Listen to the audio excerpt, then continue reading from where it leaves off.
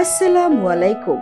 বাংলাদেশ ৬৪ জেলা অ্যাম্বুলেন্স চালক কল্যাণ সমিতির পক্ষ থেকে আপনাকে জানাই স্বাগতম। দেশের যে কোনো জেলায় জরুরি রোগী পরিবহন সেবা দিতে এক বিশাল অভিজ্ঞ চালকদের টিম নিয়ে আমরা সবসময় প্রস্তুত।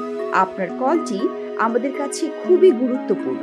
অনুগ্রহ করে অপেক্ষা করুন, কিছুক্ষণের মধ্যেই আপনার কলটি রিসিভ করা হবে। ধন্যবাদ। আসসালামু আলাইকুম।